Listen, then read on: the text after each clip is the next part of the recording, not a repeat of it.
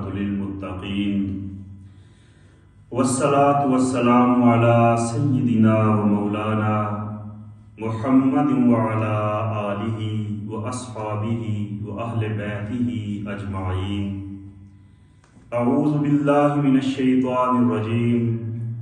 بسم اللہ الرحمن الرحیم۔ یاسین والقرآن الحکیم انک لمن المرسلین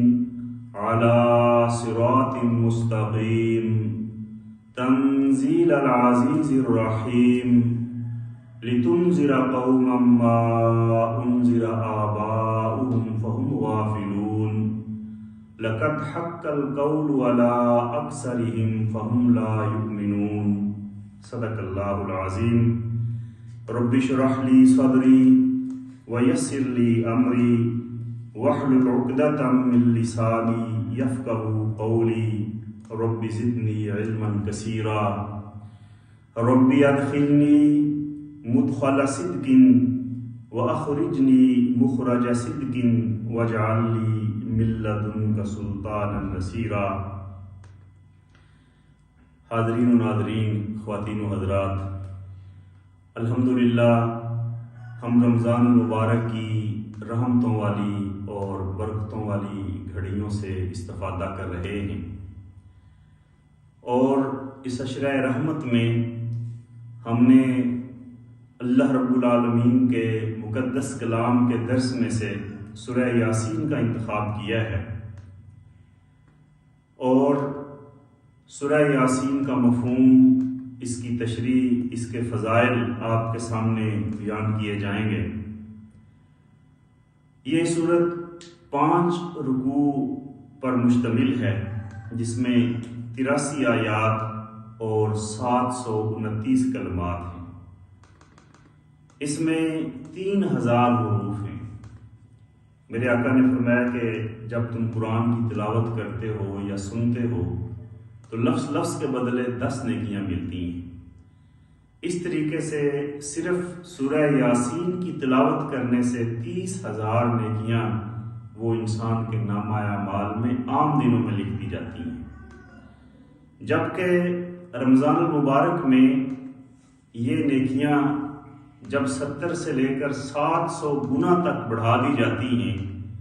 تو اگر آپ 300 حروف کو 700 سے ضرب دیں تو گویا 2,10,00,000 نیکیاں آپ کو صرف سورہ یاسین پڑھنے سے، رمضان المبارک میں پڑھنے سے آپ کو یہ نیکیاں ملتی ہیں۔ یہ اللہ رب العالمین کا کس قدر احسان ہے، میں سمجھتا ہوں عطا ہے، کہ وہ اپنے بندوں کی جھولیوں کو نیکیوں سے بھر دینا چاہتا ہے، اور قیامت کے روز جب انسان ایک ایک نیکی کے لیے ترس رہا ہوگا، اور اگر کسی کی نیکی کم ہو جائے گی، وہ کہے گا کہ میرے مالک، میں ابھی کہیں سے نیکی لے کے آ جاتا ہوں،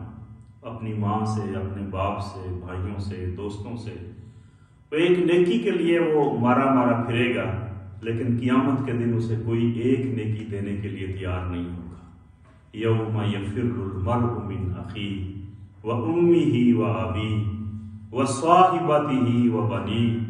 لِكُلِّ امْرِئٍ مِّنْهُمْ يَوْمَئِذٍ شَأْنٌ يُغْنِيہ۔ کل قیامت کے دن کوئی ذرہ برابر کسی کے کام نہیں آئے گا، ایک نیکی تک نہیں دے گا۔ لیکن آج صرف سورہ یاسین کی تلاوت کر لو، 2,10,00,000 نیکیاں، یعنی یہ اللہ رب العالمین کی عطا ہے، بخشش ہے، بلکہ میں کہتا ہوں کہ یہ بندوں کو بخشنے کے بہانے ہیں۔ ایک ایسا سیزن دے دیا ہے نیکیوں کا، ایک ایسا موسم بہار دے دیا ہے کہ اللہ رب العالمین ضرور اپنے بندوں کو معاف کر کے انہیں جنت سے مالا مال کرنا چاہتے ہیں۔ سورہ یاسین میں بہت سارے مضامین بیان کیے گئے ہیں۔ اسے شاید قرآن مجید کا دل کہنے کی ایک وجہ یہ بھی ہے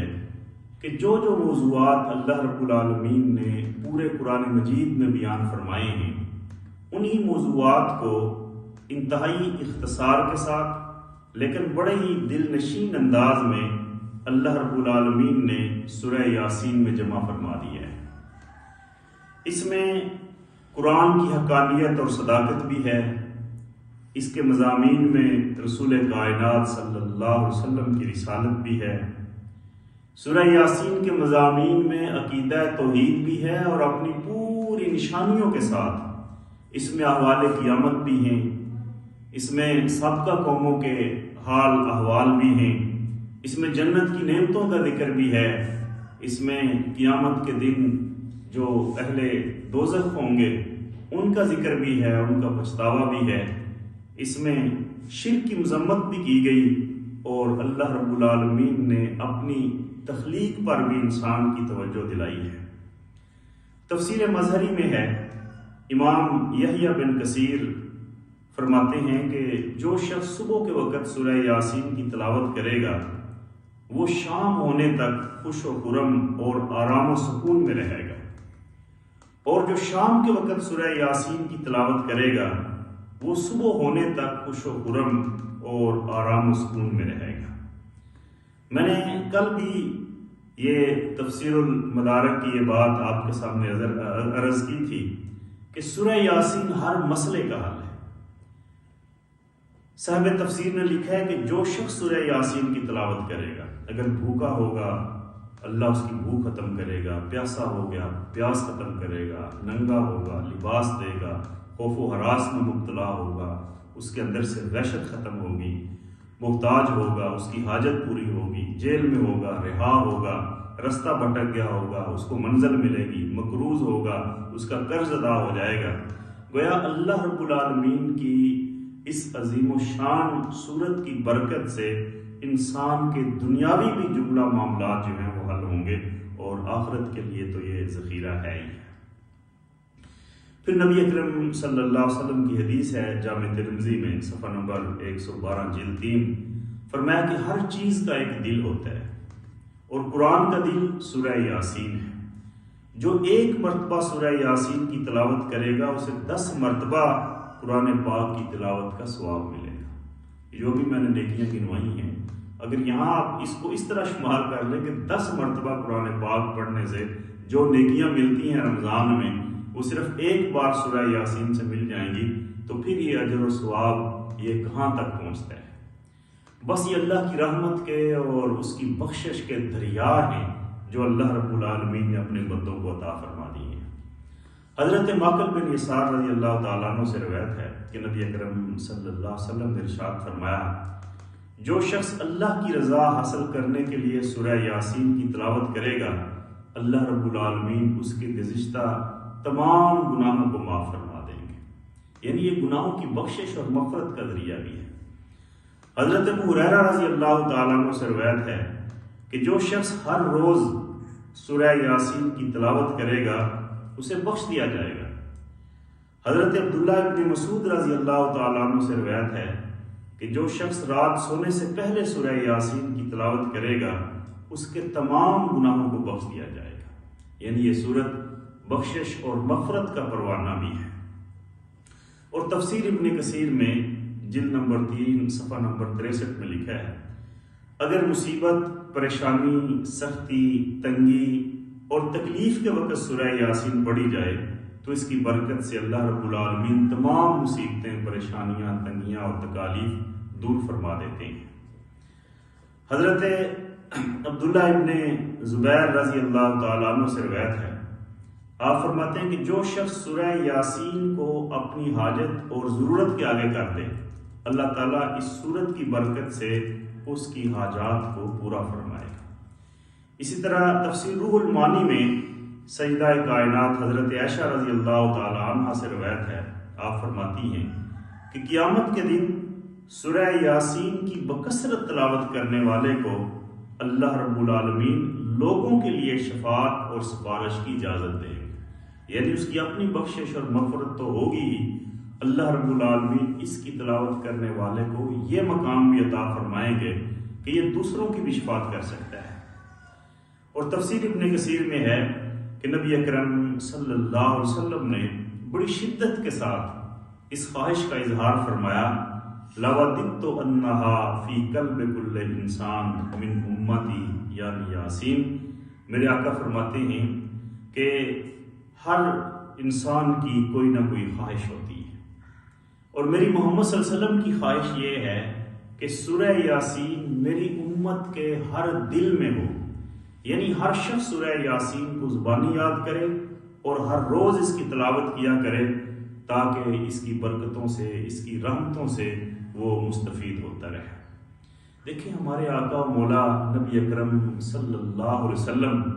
اپنی امت کے ساتھ بے پناہ محبت کیا کرتے تھے، ہر وقت امت کی فکر تھی، اور یہاں بھی دراصل امت کی فکر ہے کہ جب ہر روز امتی سورہ یاسین کی تلاوت کرے گا تو اس کے گناہوں کی بخشش ہوگی، اس کی مغفرت ہوگی، اس کے درجات بلند ہوں گے، اس کے نامہ اعمال میں نیکیوں کے ڈھیر اور انبار لگ جائیں گے، قیامت کے دن اس کا درجہ بہت بلند ہوگا، اس کے دنیاوی مسائل حل ہوتے رہیں گے۔ یعنی یہ بھی امت ہی کی فکر ہے جو اس شدت کے ساتھ میرے آقا نے اپنی خواہش کا اظہار کیا کہ میری شدید خواہش ہے کہ میری امت کا ہر فرد سورہ یاسین کو زبانی یاد کرے اور روزانہ اس کی تلاوت کرے۔ اسی طرح تفسیر ابن کثیر نے مزید سورہ یاسین کے فضائل بیان کرتے ہوئے لکھا ہے کہ جو سورہ یاسین کی تلاوت کرتا ہے اس پر رحمت اور برکت نازل ہوتی ہے، اور وہ موت کی تلخیوں، سختیوں اور پریشانیوں سے محفوظ ہوتا ہے، اور اس کی روح کو آرام کے ساتھ قبض کر لیا جاتا ہے۔ یعنی موت کے وقت انسان جن تلخیوں سے گزرتا ہے، جن پریشانیوں سے گزرتا ہے، سورہ یاسین کا قاری ان سے محفوظ رہتا ہے۔ اور اسی طریقے سے سنن ابی داؤد میں حضرت ماقل بن یسار رضی اللہ تعالیٰ عنہ سے روایت ہے کہ نبی اکرم صلی اللہ علیہ وسلم نے ارشاد فرمایا، اقرأوا یاسین علی موتاکم، کہ سورہ یاسین کو مرنے والوں کے قریب پڑھا کرو۔ یعنی جب انسان کی جان نکل رہی ہو، اس میں جب نزع کا عالم ہوتا ہے، روح کو جسم سے جب نکالا جا رہا ہوتا ہے، اس وقت انسان جس کیفیت میں ہوتا ہے، قرآن نے اس کا بھی نقشہ کھینچا ہے، کلا اذا بلغت الراقی، کہ جب جان حلق تک پہنچ جائے، وقیل من راق، اور لوگ پھر کہتے ہیں کہ بلاؤ کوئی معالج، کوئی جھاڑ پھونک کرنے والا، کوئی کسی طریقے سے اس کو بچائے، وظن انہ الفراق، لیکن اب تو جدائی کا وقت آ گیا ہے، اب تو اس روح نے جسم کو چھوڑنا ہے۔ تو سورہ یاسین میں یہ تاثیر رکھ دی گئی ہے کہ جو سورہ یاسین کو زندگی بھر اپنا معمول بنا لے گا اس کی تلاوت کو، اس کی روح بڑی آسانی کے ساتھ نکلے گی۔ اور پھر یہ بھی فرمایا کہ اب دوسرے لوگ، یعنی خود تو اس تکلیف میں ہے، نزع کی تکلیف میں، کہ وہ سورہ یاسین کو خود تو اب نہیں پڑھ سکتا، کوئی بھی ہے، فرمایا کہ جو اس کے قریب ہیں وہ اس کے پاس سورہ یاسین پڑھیں، تاکہ سورہ یاسین کی رحمت اور برکت سے اس کی روح ایمان کی حالت میں آسانی کے ساتھ بغیر پریشان کیے وہ جسم کو چھوڑ دے اور آسانی کے ساتھ اسے موت میسر آ جائے۔ سورہ یاسین کے بڑے فضائل ہیں، اس پر اگر میں تفصیل سے بات کروں تو بات کئی درس اسی موضوع پر ہو جائیں گے۔ اب تھوڑا سا اس کے مفہوم کی طرف بڑھتے ہیں۔ مختصر سا میں نے کل بھی عرض کیا تھا کہ سب سے پہلے تو اس سورہ یاسین میں اللہ نے جس محبت کے ساتھ اپنے محبوب کو مخاطب کیا ہے وہی کمال ہے، اس کا آغاز ہی کمال ہے۔ حروف مقطعات میں سے یاسین اے سید البشر، یہ حروف مقطعات ہیں، حقیقی معنی اللہ اور اس کے رسول بہتر جانتے ہیں، واللہ عالم بمرادہ، لیکن اہل عشق نے، اہل نظر نے، اہل کشف نے اور قرآن کے باطنی علوم پر گہری دسترس رکھنے والوں نے اس کی یہی تشریح کی ہے کہ یہ اللہ نے اپنے محبوب پیغمبر صلی اللہ علیہ وسلم کو مخاطب فرمایا ہے اور یاسین اے سید البشر کہہ کر مخاطب کیا ہے۔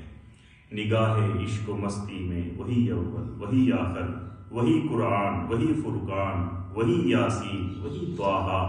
یہ اللہ رب العالمین کا ایک اپنا انداز ہے اپنے محبوب کے ساتھ۔ اور اس کے بعد جو پہلی بات کہی وہ یہ والقرآن الحکیم، قسم ہے اس قرآن کی جو حکمتوں سے بھرا ہوا ہے، حکمت سے معمور قرآن کی قسم، حکمت والے قرآن کی قسم ہے کہ یہ قرآن جو دانش و بینش کا ایک گہوارہ ہے،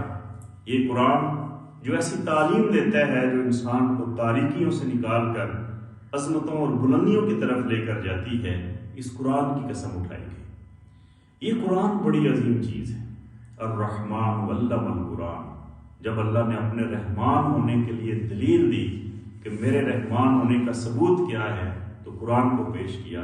کہ میں رحمان اس لیے ہوں، اور میرے رحمان ہونے کی دلیل یہ ہے کہ میں نے تمہیں قرآن کی تعلیم دی ہے۔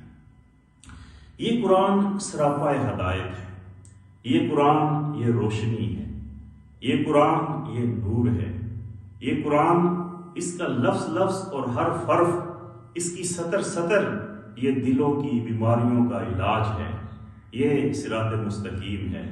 یہ شفا ہے۔ اس کے ساتھ اگر ہم وابستہ ہو جائیں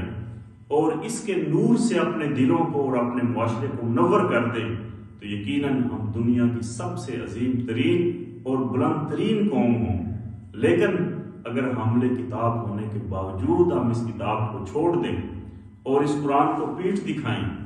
اس قرآن پر عمل کرنا چھوڑ دیں، تو پھر ضربت علیہم الذلۃ والمسکنہ، اس ذلت اور مسکنت سے ہمیں کوئی نہیں بچا سکتا ہے۔ اسی لیے تو علامہ اقبال یہی تو چیختے رہے، شور ہے ہو گیا دنیا سے مسلمان نابود۔ ہم یہ کہتے ہیں کہ تھے بھی کہیں مسلم موجود،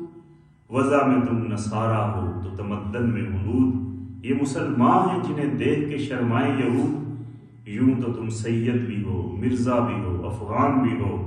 تم سبھی کچھ ہو، بتاؤ تو مسلمان بھی ہو۔ وہ معزز تھے زمانے میں مسلمان ہو کر، اور تم خوار ہوئے تارک قرآن ہو کر۔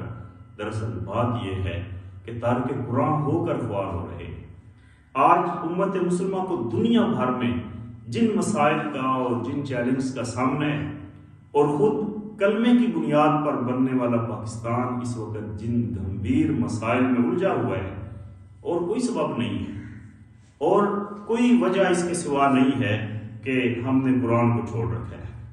اور قرآن کو چھوڑنے کا یہ نتیجہ ہے کہ آج ہم ذلیل و رسوا ہیں، پریشان ہیں، اور وہ جو پہلے ہم سے لوگ عزت اور سربلندیوں پہ فائز تھے، وہ قرآن کی وجہ سے، اور ہم نے یہ عزتیں اور یہ عظمتیں اگر کھو دی ہیں تو وہ قرآن کو چھوڑنے کا نتیجہ ہے۔ ایک اور موقع پر علامہ اقبال لکھتے ہیں، خوار از مہجوری قرآن شدی، شکوہ سنج گردش دوران شدی، کہ تو یہ شکایت کرتا ہے اور یہ شکوہ کرتا ہے کہ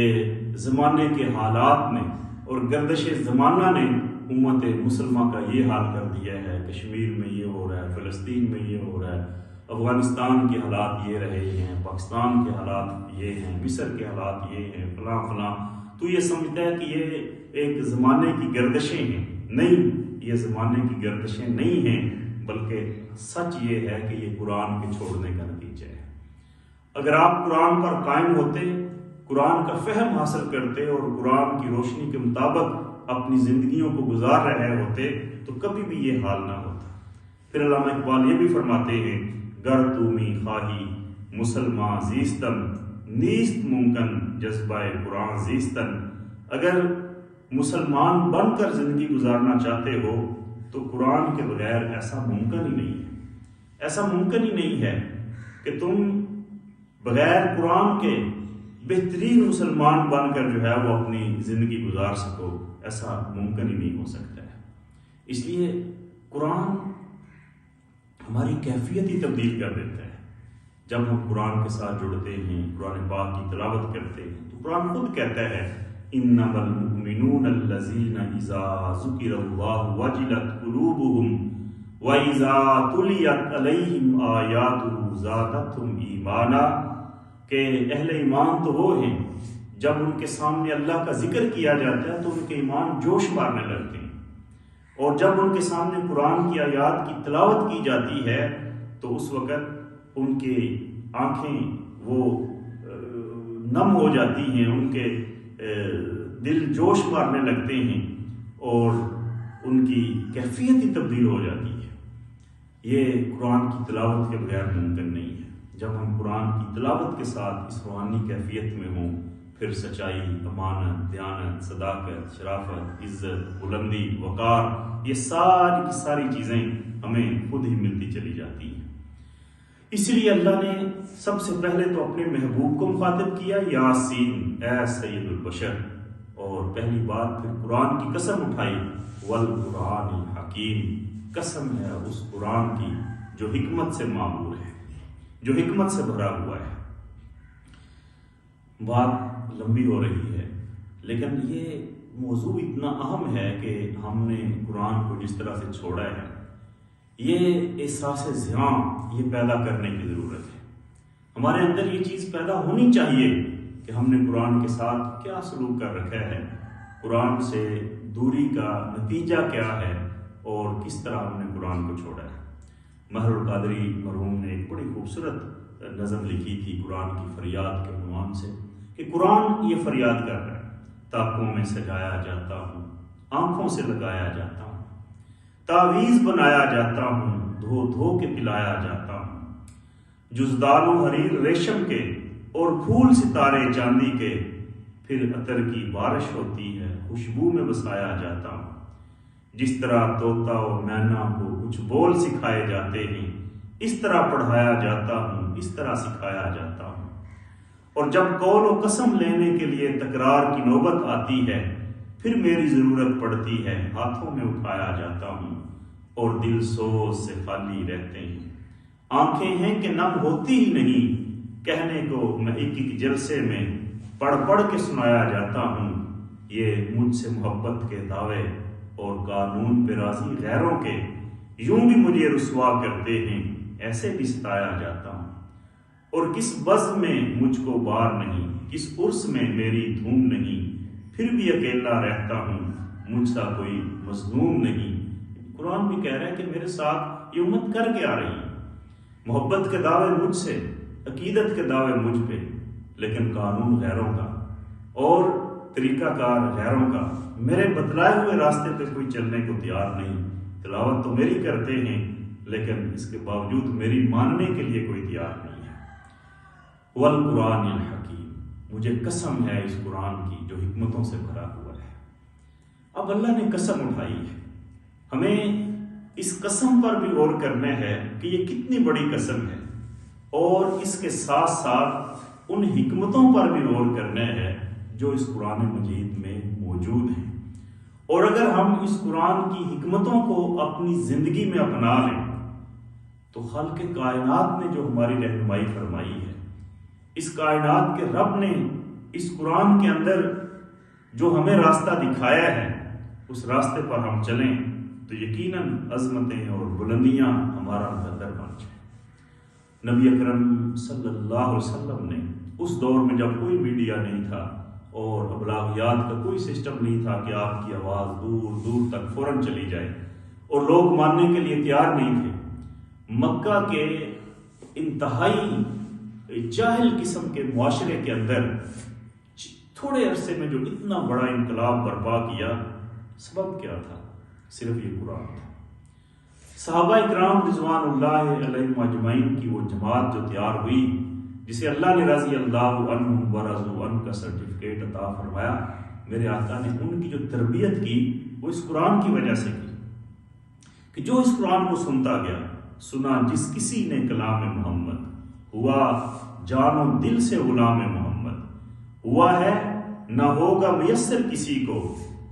بلند اس قدر ہے مقام محمد، سر اور دل جھومتے ہیں خوشی پہ خوشی سے، لبوں پر جب آتا ہے نام محمد، ہے قرآن میں موجود فرمان خدا کا، کلام خدا ہے کلام محمد، کہ میرے نبی کائنات صلی اللہ علیہ وسلم نے اللہ کا یہ کلام جس طرح ہم تک پہنچایا، یقیناً اس نے دلوں کی دنیا ہی بدل کر رکھ دی۔ اس لیے قسم اٹھائی، والقرآن الحکیم، مجھے قسم ہے اس قرآن کی جو حکمتوں سے بھرا ہوا ہے، جو حکمتوں سے مالا مال ہے۔ اور اس کے بعد پھر اللہ نے اپنے محبوب کو پھر مخاطب کیا، قرآن کی قسم دے کر پہلے بھی مخاطب کیا، اے سید البشر یاسین، اور پھر قرآن کی قسم اٹھائی، اور اس قرآن کی قسم اٹھانے کی وجہ بھی بیان فرمائی کہ یہ اس وجہ سے ہے کہ یہ قرآن حکمتوں سے مالا مال ہے، اور اس کے بعد پھر اپنے محبوب کو مخاطب کر کے فرمایا انکا لمن المرسلین، اے میرے محبوب بے شک آپ میرے رسولوں میں سے ہیں۔ یہ مشرکین مکہ جب نبی اکرم صلی اللہ علیہ وسلم کی تکذیب کر رہے تھے، نبی صلی اللہ علیہ وسلم کو جھٹلا رہے تھے، اس وقت اللہ رب العالمین نے، یہ مکی صورت ہے، اتنے خوبصورت انداز میں اپنے محبوب پیغمبر صلی اللہ علیہ وسلم کی رسالت کی تصدیق کی، اور ایسے دلائل کے ساتھ کی کہ یہ مشرکین مکہ یہ نہیں دیکھتے کہ محمد صلی اللہ علیہ وسلم جو کلام آپ کو سنا رہے ہیں قرآن پاک کی شکل میں، اس جیسا کلام آج تک دنیا میں نہ دیکھا گیا ہے نہ سنا گیا ہے۔ یہ وہ زمانہ تھا جب عرب اپنی زبان دانی پہ بہت ناز کیا کرتے تھے، وہ غیروں کو عجم کہتے تھے، یعنی گونگے، جنہیں عربی نہیں آتی وہ گونگے ہیں، اور عربی زبان بڑی فصاحت و بلاغت والی، اور عرب شعر و شاعری میں اور ادب میں بہت آگے نکل گئے تھے۔ اس زمانے کے مرد اور عورتیں، ان کی جو شاعری ہے وہ آج بھی عربی ادب کا ایک شاہکار ہے، اور وہ شاعری اور ادب کا زمانہ تھا۔ جب قرآن ان کے سامنے آیا تو ان کی ساری شاعری اور ادب کے چراغ گل ہو گئے کہ قرآن کے سورج کے سامنے کسی کی کوئی بات بن نہ پائی۔ تو اللہ رب العالمین نے پھر دلیل بھی دی کہ اے میرے محبوب، مجھے اس قرآن کی قسم کہ آپ میرے رسولوں میں سے ہیں، اگر آپ میرے رسول نہ ہوتے تو پھر یہ قرآن جیسی عظیم کتاب اور یہ کلام یہ آپ کے پاس کہاں سے آتا؟ یہ کسی شاعر کی شاعری تو ہے نہیں، یہ کسی دنیا کے دانشور کی، کسی دنیا کے کسی انسان کا کوئی شاہکار تو نہیں ہے، کوئی ادبی شاہکار نہیں ہے، یہ اللہ کا کلام ہے۔ اور ایک امی پر جس نے ساری زندگی لکھنا پڑھنا نہیں سیکھا، اور جس کو ساری زندگی کوئی شعر یاد نہیں ہوا، جس نے کبھی کسی کی شاگردی نہیں کی، اس پر اگر یہ کلام نازل ہو رہا ہے، اور مشرکین کہتے تھے یہ تو نبی صلی اللہ علیہ وسلم خود بنا کے لے آتے ہیں۔ اور آج بھی نعوذ باللہ استغفر اللہ لوگوں کا خیال ہے کہ محمد صلی اللہ علیہ وسلم بڑے ذہین آدمی تھے، بس وہ کہیں جاتے اور سوچتے اور اپنی سوچوں کو جو ہے وہ ایک تحریر کی شکل دیتے، اور آ کر قرآن بتاتے اور لوگوں سے کہتے کہ یہ اللہ نے مجھ پر نازل کی، یعنی وہ اس کو منزل من اللہ ہونے کا انکار کرتے، آج بھی کرتے ہیں، تب بھی کرتے تھے کہ یہ کلام اللہ نے کیسے نازل کیا ہے، یہ کلام اللہ کا نہیں ہو سکتا، یہ محمد صلی اللہ علیہ وسلم نے خود اپنی طرف سے بنایا ہے، اور اپنی طرف سے بنا کر یہ لوگوں کے سامنے پیش کرتے ہیں۔ تو اللہ رب العالمین نے اس بات کو بھی یہاں پر بڑا نمایاں انداز میں بتایا، اور لوگوں کی یہ بات بھی جو وہ کہتے تھے کہ محمد صلی اللہ علیہ وسلم گمراہ ہو گئے، یہ بھٹک گیا، انہوں نے اپنے باپ دادا کا دین چھوڑ دیا، یہ اب نئی نئی باتیں کرنے لگے ہیں، اور اس قسم کے ماحول کے اندر اللہ نے یہ آیات نازل فرمائیں، یاسین اے سید البشر والقرآن الحکیم، مجھے قسم ہے اس قرآن کی جو حکمتوں سے معمور ہے، انک لمن المرسلین، میرے محبوب آپ میرے رسولوں میں سے ہیں، آپ کو میں نے اپنا محبوب بنا کر، اپنا رسول اور پیغمبر بنا کر بھیجا ہے، علی صراط مستقیم، آپ بھٹکے ہوئے نہیں، آپ ہی تو سیدھے راستے پر ہیں، اور یہ کلام یہ آپ نے خود نہیں بنایا، تنزیل العزیز الرحیم، یہ اس عزیز اور رحیم کی طرف سے نازل کرتا ہے، یہ بڑی عزت والے اور بڑے رحم والے رب کا نازل کرتا ہے، یہ اس نے نازل کیا جو عزیز بھی ہے اور رحیم بھی ہے۔ یہ مت سمجھیے کہ یہ محمد صلی اللہ علیہ وسلم نے یہ کلام بنایا، نہیں، یہ کلام یہ عزیز اور رحیم کی طرف سے نازل کرتا ہے۔ اب اس میں ایک تو قرآن کی حکمت کی بات ہوئی، ایک انک لمن المرسلین رسالت محمدی کی بات ہوئی، اور رسالت تو اور بھی بڑے انبیاء کو ملی ہے، لیکن نبی اکرم صلی اللہ علیہ وسلم کی رسالت، اس کی اہمیت ہی کچھ اور ہے، اس لیے کہ باقی جتنے بھی پیغمبر تھے ان میں کوئی بھی پیغمبر ایسا نہیں ہے جو ساری کائنات کے لیے اور سارے زمانوں کے لیے اللہ نے نبی بنا کر بھیجا ہو، بلکہ وہ اپنے علاقے کے لیے، اپنی قوم کے لیے، اپنے قبیلے کے لیے نبی بنا کر بھیجے گئے۔ لیکن رسالت محمدی صلی اللہ علیہ وسلم کے بارے میں اللہ خود فرماتے ہیں وَمَا أَرْسَلْنَاكَ إِلَّا كَافَّةً لِلنَّاسِ بَشِيرًا وَنَذِيرًا، اے میرے محبوب، آپ کی رسالت وہ وقتی نہیں ہے، وہ زمان و مقام کے حدود میں قید نہیں ہے۔ اے میرے محبوب، آپ ساری کائنات کے پیغمبر، قُلْ يَا أَيُّهَا النَّاسِ إِنِّي رَسُولُ اللَّهِ إِلَيْكُمْ جَمِيعًا، فرمایا کہ اے میرے محبوب آپ ہی اعلان کرو اور کہو کہ اے کائنات کے لوگوں، اللہ نے مجھے پوری انسانیت کے لیے نبی بنا کر بھیجا ہے، پوری انسانیت کے لیے ہدایت کا پروانہ دے کر بھیجا ہے۔ اور پھر نبی صلی اللہ علیہ وسلم کی نبوت ہمیشہ کے لیے، آپ پر نبوت ختم کر دی گئی۔ یعنی دو مقامات ایسے ہیں جو اللہ رب العالمین نے کسی اور نبی کو عطا نہیں فرمائے۔ ایک یہ وَمَا أَرْسَلْنَاكَ إِلَّا رَحْمَةً لِلْعَالَمِينَ، کہ آپ کو سارے جہانوں کے لیے رحمت بنا کر بھیجا، اور دوسرا خاتم النبیین، آپ پر نبوت ختم کر دی، آپ کے بعد اب کوئی دوسرا نبی نہیں آئے گا۔ اور یہ جو مشرکین کہتے تھے کہ آپ تو بھٹکے ہوئے ہیں، پھر اس پر بھی اللہ رب العالمین نے پوری بات بیان فرما دی، علی صراط مستقیم، اے میرے محبوب آپ تو سیدھے راستے پر ہیں، آپ تو صراط مستقیم پر ہیں۔ اب یہ جو صراط مستقیم ہے، یہ اسلام کی اصطلاح میں، اسلامی ٹرمنالوجی میں ایک پورا فلسفہ ہے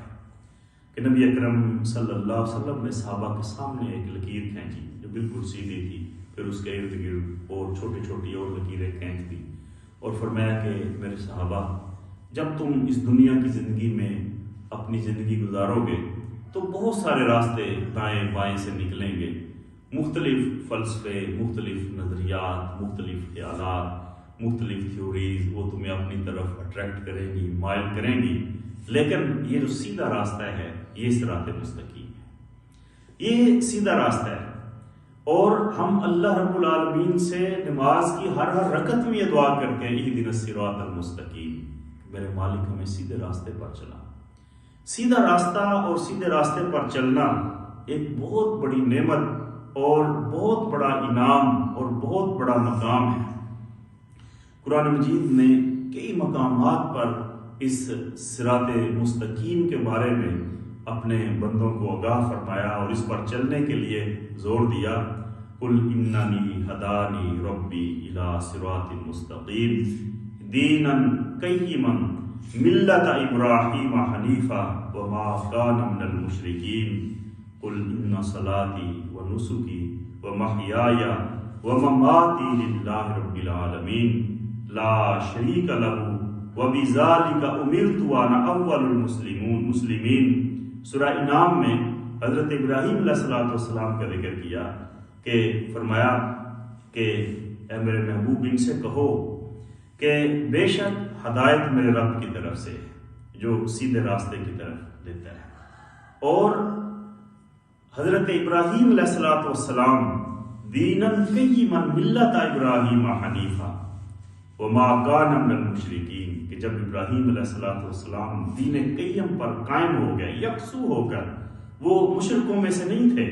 اور انہوں نے جو فرمایا کہ میری نماز ان صلاتی و نسکی و محیای و مماتی للہ رب العالمین، میری نماز، میری قربانی، میرا جینا، میرا مرنا، یہ سب اللہ رب العالمین کے لیے ہے، اور وہ اللہ لا شریک لہ وبذالک امرت وانا اول المسلمین، جس کا کوئی شریک نہیں ہے، کوئی جس کا ساجی نہیں ہے، کوئی جس کے برابری کا دم بھرنے والا نہیں ہے، اور اس بات کا اعلان اور اقرار حضرت ابراہیم علیہ السلام نے کیا۔ قرآن مجید میں بہت سارے مقامات پر سورہ ال عمران میں فرمایا وَمَن يَعْتَصِم بِاللَّهِ فَقَدْ هُدِيَ إِلَىٰ صِرَاطٍ مُسْتَقِيمٍ کہ جو اللہ کے رسی کو، اللہ کے دامن کو مضبوطی سے تھام لے گا وہی سیدھے راستے پر ہے۔ اور پھر سیدھے راستے کی وضاحت بھی فرمائی وَاعْتَصِمُوا بِحَبْلِ اللَّهِ جَمِيعًا وَلَا تَفَرَّقُوا کہ سب کے سب اللہ کے راہ، اللہ کی رسی کو مضبوطی سے تھام لو اور فرقوں میں نہ بٹو۔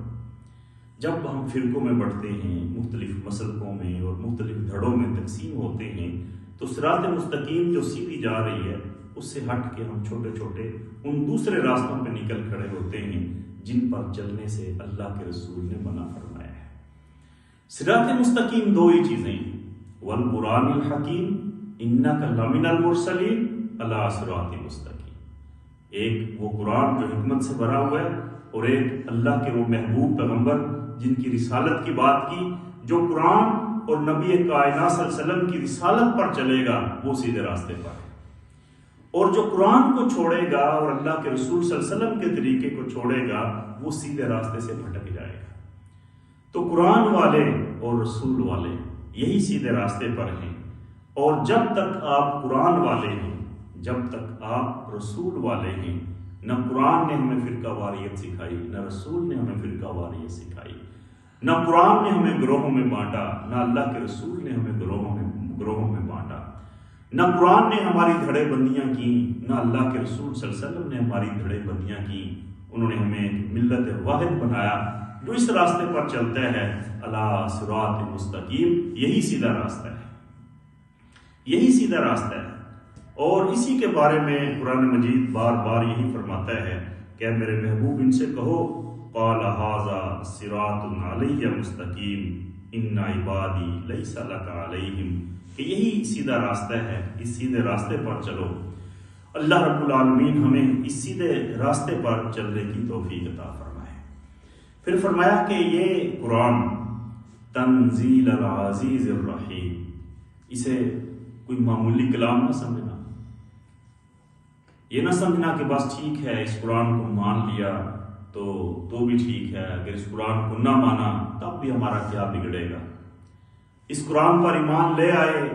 تب کیا فرق پڑے گا، نہ ایمان لائے تب کیا فرق پڑے گا۔ نہیں، یہ اس نے نازل کیا تنزیل العزیز، جو بڑا غالب ہے، جو بڑا عزت والا ہے، جو بڑی طاقت اور قوت والا ہے، پنجابی میں کہوں تو بڑا ڈاڈا ہے، رحیم اور ساتھ رحم والا بھی ہے۔ ایسا نہیں ہے کہ وہ صرف سخت گیر ہے۔ اگر تو اس قرآن پر ایمان لاؤ گے تو یقیناً وہ رحیم ہے، تم اس کی رحمتوں کے سائے میں آ جاؤ گے،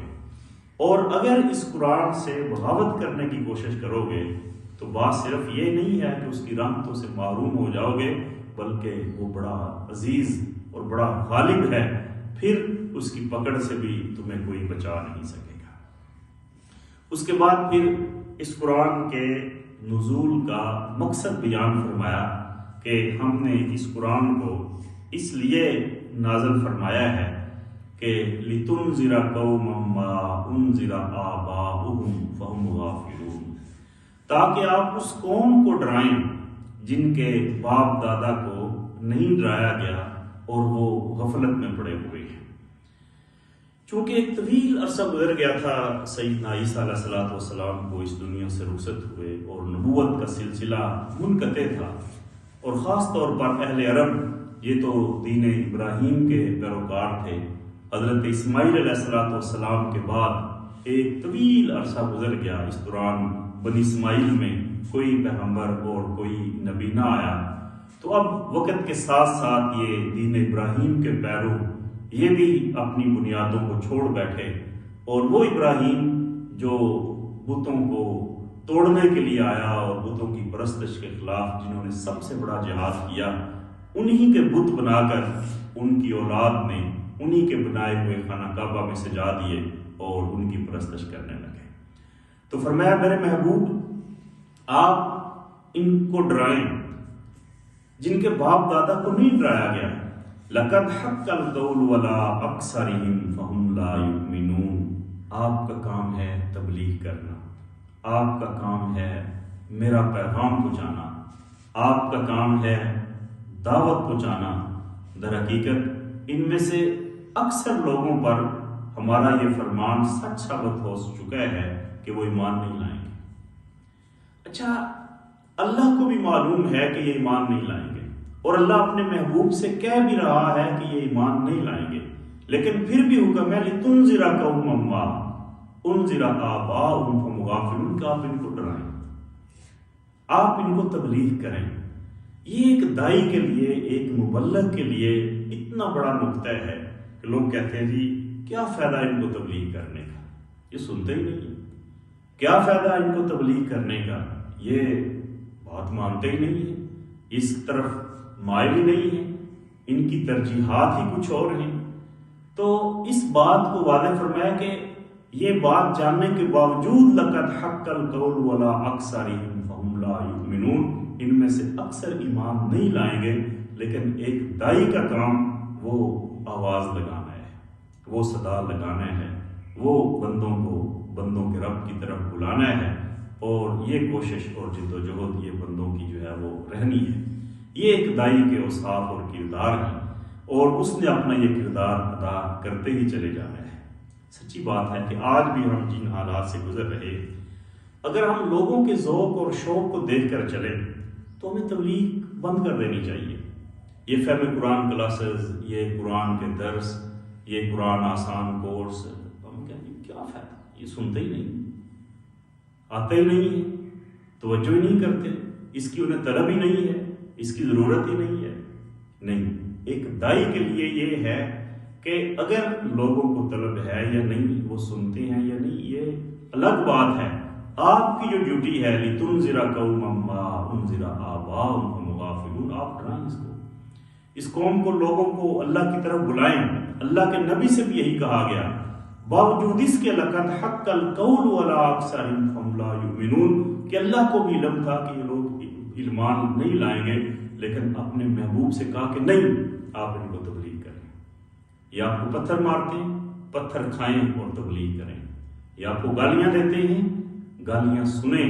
اور تبلیغ کریں، یہ آپ کا سوشل بائیکاٹ کرتے ہیں، آپ ان سے منقطع ہوتے ہیں، لیکن تبلیغ کریں، تبلیغ نہ چھوڑیں۔ یہ آپ پر آوازیں کستے ہیں، کسنے دیں، تبلیغ نہ چھوڑیں۔ یہ آپ کے اوپر کوڑا کرکٹ پھینکتے ہیں، پتھر مارتے ہیں، گالیاں دیتے ہیں، گلے میں کپڑے ڈال کر بل دیتے ہیں، گھسیٹتے ہیں، نہیں، ان کو اپنے کام کرنے دو، انہیں اپنی مخالفت کی انتہا تک پہنچنے دو، لیکن لِتُنذِرَ، آپ ان کو ڈراتے رہیں، آپ ان کو اللہ کی طرف بلاتے رہیں، آپ یہ کام کرتے رہیں۔ تو یہ میرے نبی کا اسوہ ہے۔ اگر سارے لوگ ماننے والے آپ کی بات پر سبحان اللہ واہ واہ کہیں، جہاں آپ کا درس ہو وہاں ایک جمع غفیر جمع ہو جائے، اور یہ تبلیغ کا راستہ یہ پھولوں کی سیج بن جائے، اور ہر جگہ یہی حالات ہوں کہ لوگ آپ کے گلے میں ہار ڈالیں اور آپ کے اوپر پھولوں کی پتیاں نچھاور کریں، اور آپ جو کہیں پھر کیا کمال ہو۔ بات تو ایک دائی کی استقامت اور امتحان کی تب ہے کہ جب سننے والے ہی کوئی نہ ہو اور پھر بھی سنائے جائیں، جب ماننے والے ہی کیوں کوئی نہ ہو اور وہ پھر بھی اپنی بات کیے جائیں، وہ اپنا مشن اور اپنا مقصد نہ چھوڑے، یہ جاننے کے باوجود کہ میرے تو اس کام کو لوگ اہمیت ہی نہیں دے رہے ہیں، لوگ اس طرف توجہ ہی نہیں دے رہے، لیکن وہ کرتا رہے، اسی میں بھلائی اور کامیابی ہے۔ اور اللہ رب العالمین کا کروڑ بار شکر ہے کہ اللہ تعالیٰ نے ہمیں اس راستے پر چلایا ہے۔ سورہ یاسین ہر شخص کے لیے ہدایت اور رہنمائی کا ایک ذریعہ ہے۔ آج ہم نے سورت کا آغاز کر دیا، آگے انشاءاللہ تعالیٰ آئندہ آنے والے درسوں میں ہم اگلے مضامین کو بیان کریں گے، اور میری کوشش ہوگی کہ رمضان کے اس پہلے عشرہ رحمت میں ہی ہم سورہ یاسین کی تفسیر مکمل کر لیں، تاکہ اس کے بعد ہم سورہ الحجرات اور سورہ ملک کی طرف بڑھیں اور قرآن کے نور سے اپنے دلوں کو منور کریں۔ اللہ رب العالمین سے دعا ہے کہ اللہ رب العالمین ہمارے دلوں کو قرآن کی روشنی سے منور فرمائے، حکمت سے معمور اس قرآن کی کرنوں کو ہمارے دلوں میں مزین فرما دے، نبی کائنات صلی اللہ علیہ وسلم کی محبت عطا فرمائے، سیدھے راستے پر چلائے، اور ہمارے دلوں کو اپنے دین کی طرف مائل کر دے، ہمیں ایک دائی کی حیثیت سے دعوت دینے والا اللہ کے رسول صلی اللہ علیہ وسلم کے مشن کا حامل، جو مشن میرے آقا کا تھا اس مشن کو لے کر چلنے والا بنائے۔ وآخر دعوانا ان الحمد للہ۔